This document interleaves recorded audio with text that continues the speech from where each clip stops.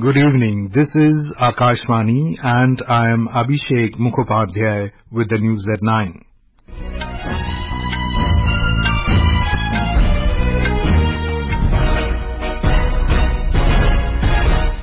The headlines. External Affairs Minister Dr. S. Jaishankar says principles of social justice, inclusive growth and rule of law are core of government's policies. Delhi Chief Minister Arvind Kejriwal comes out of prison as Supreme Court grants bail in excise policy scam case. Government decides to rename Port Blair in Andaman and Nicobar Islands as Sri Vijaya Puram. Met Department forecasts vary to extremely heavy rainfall in Gangetic West Bengal, Odisha and Jharkhand till tomorrow. Heavy rain also expected at isolated places in North India. In badminton, India's mixed doubles pair of Tanisha, Crasto and Dhruv Kapila progressed to semifinals of Vietnam Open. And India's steeplechase runner Avinash Sable to make his Diamond League debut in 2024 finals at Brussels tonight. External Affairs Minister Dr. S. Jaishankar has said that modern India has been built step by step and the idea of inclusive growth and the rule of law is gaining ground in the country. He said that these principles are central to the policies and activities of the government. He said this while addressing the Indian community in Switzerland capital Geneva today. Modern India is also getting built brick by brick, step by step, building by building. Just as we pay homage to Dr. Ambedkar here, the cause of social justice, the idea of inclusive growth, of rule of law is gaining ground and is today very central to the policies and activities of the government. Dr. Jaishankar said government is promoting women-led development, which was also emphasized during India's G20 presidency last year. Speaking about the conduct of elections, Dr. Jaishankar praised country's democratic process.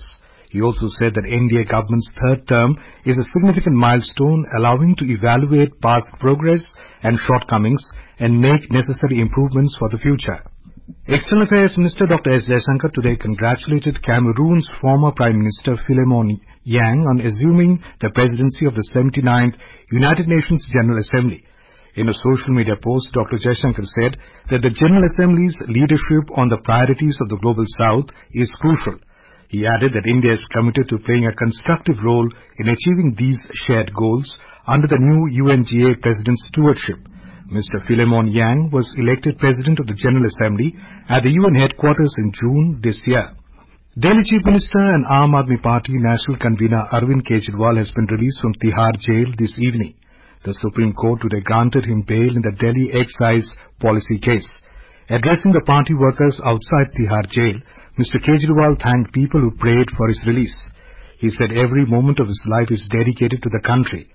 The Supreme Court today granted bail to Delhi Chief Minister and Aam Aadmi Party AAP National Convener. The bail was granted on the bond of 10 lakh rupees. The apex court also said the AAP leader should not make any public comments on the merits of the case and should be present for all hearings unless exempted. A two-judge bench of Justices Surya Kant and Ujjwal Bhuiya pronounced the verdict on the petitions by the Delhi Chief Minister challenging his arrest by CBI in connection with the scam. Government has decided to rename Port Blair in Andaman and Nicobar Islands as Sri Vijaya Puram. In a social media post, Union Home Minister Amit Shah said the government took the decision to free the nation from the colonial imprints. He said Sri Vijaya Puram symbolizes the victory achieved in the country's freedom struggle. The Union Home Minister said the island territory that once served as the naval base of the Chola Empire is today poised to be the critical base for its strategic and development aspirations. The minister said it is also the place that hosted the first unfurling of the Tiranga by Netaji Subhash Chandra Bose and also the cellular jail in which Veer Savarkar and other freedom fighters struggled for an independent nation. Defence Minister Rajnath Singh lauded Defence Research and Development Organisation DRDO, the Indian Navy and all stakeholders for the successful flight test of the vertical launch short-range surface-to-air missile VLSRSA done yesterday. Mr. Singh equipped with modern technologies, this missile will provide further technological boost to the armed forces. DRDO and the Indian Navy have conducted back-to-back successful flight tests of the VLSRSA missile system. The first successful flight test of the VLSRSA missile system was conducted on the 12th of this month. The Defence Ministry said these consecutive tests not only demonstrate the weapon system's reliability, but also validate the recent upgrades made to various components of the system. In a related development, the DRDO successfully conducted the preliminary automotive trials of the Indian light tank Zorawar. It is a highly versatile platform capable of deployment in high-altitude areas. Defence Minister Rajnath Singh lauded DRDO, the Indian Army and all associated industry partners for the successful trials. In Haryana, scrutiny of nomination papers was held today for single-phase assembly elections scheduled for the 5th of next month. State Chief Electoral Officer Pankaj Agarwal said 1,747 nomination papers were filed by all political parties and independent candidates. Of these, 1,561 candidates' nominations were found to be correct. Nominations can be withdrawn till September 16th. Mr. Agarwal said Bhiwani Assembly constituency has the highest number of 31 candidates, while Nangal Chaudhary Assembly constituency has the lowest with 9 candidates. Scrutiny of nomination papers was also held for the third and final phase of polls in Jammu and Kashmir. The last date for withdrawal of candidature is the 17th of September. Counting of votes in Haryana and Jammu and Kashmir will take place on the 8th of next month. This is Akashvani giving you the news. For quick news updates around the clock, follow us on our X handle at AIR News Alerts. Vice President Jagdeep Dhankar has said that India today is known in the world as a country that is not dependent on others. Addressing an event at the Central University of Rajasthan in Ajmer today, the Vice President said that the country's economic growth has been tremendous over the last decade. Political parties are entitled to what they wish to do. Ideologies अलग-अलग होंगी, विचारधारा अलग-अलग होगी, शासन के प्रति रवैया अलग-अलग होगा, इसमें कोई दिक्कत नहीं है। एक बात में समानता होगी, राष्ट्र सर्वोपरि है। राष्ट्र भावना को कुंठित नहीं कर सकते, राष्ट्र के मनोबल को कमजोर नहीं कर सकते। राष्ट्र को चुनौती आएगी, हम सब एक हैं। हमारा कुछ भी रंग हो, कुछ भी धर्म हो, कुछ भी जाति हो, कुछ भी संस्कृति हो, कुछ भी शिक्षा हो। Union Minister for Commerce and Industry Piyush Goyal unveiled the Jan Sunwai portal of the ministry in Mumbai today. The portal is designed to facilitate direct and transparent interactions between traders and help exporters resolve their issues online. It includes several departments of the ministry such as the Tea Board, Coffee Board, Spices Board, Rubber Board, APEDA and the Director General of Foreign Trade, all functioning under the ministry. Mr. Goyal also inaugurated the revamped Smile ERP facility of the Export Credit Guarantee Corporation and chaired a meeting of the Board of Trade. Swachhata Hi Seva Abhiyan 2024 will be celebrated from the 17th of September to the 2nd of October across the country. The theme for this year is Swabhav Swachhata Sanskar Swachhata. This event marks a significant milestone as the Swachh Bharat mission celebrates its 10th anniversary this year. At the curtain raise event, Union Minister of Housing and Urban Affairs Manohar Lal announced that the government will transform 2 lakh cleanliness target units CTU as part of this year's campaign. देश की जनता को भी और पूरे जितने विभाग इसमें लगने वाले हैं, सरकार के चाहे केंद्र सरकार के विभाग हो अथवा प्रदेश सरकार के विभाग हो, पर NGOs हो, CPSU हो या स्टेट के जो PSUs हैं वो हैं, जितनी भी भागीदारी लोगों की करवाना चाहते हैं उनको आज आपके माध्यम से विषय रखने जा रहे हैं. Speaking on the occasion, Union Minister of Jal Shakti C.R. Patil said that the government has constructed 11 crore toilets since 2014, benefiting 60 crore people across the country. The 3-day Semicon India 2024, which was been organized at the India Expo Centre and Mart in Greater Noida, concluded today. We have a report. It has been the vision of the Prime Minister to position India as a global hub for semiconductor design, manufacturing and technology development. In accordance with this vision, Semicon India 2024 was organized with the theme Shaping the Semiconductor Future. The conference showcased India's semiconductor strategy and policy, which envisions making India a global hub for semiconductor. It witnessed participation of top leadership of global semiconductor giants and brought together global leaders, companies and experts of the semiconductor industry. industry. Speaking to Akashvani News, President of Semiconductor Equipment and Materials International and CEO of SEMI, Ajit Manocha, said that Semicon India 2024 is the most successful and biggest Semicon organized in any country. He said over 100 CEOs from the semiconductor ecosystem attended it. Comparing the first Semicon outside India and the first Semicon here in India, this Semicon is by far the biggest of the previous Semicons, the first Semicon in other parts of the world.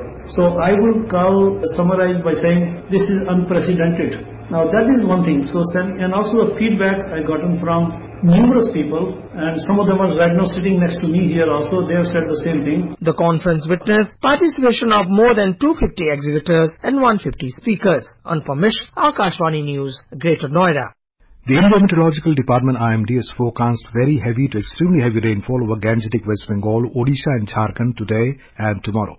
Senior scientist at IMD, Dr. Soma Sen, told Akashvani that a well-marked low-pressure area has formed over northeast Bay of Bengal and is likely to cause isolated very heavy to extremely heavy rainfall.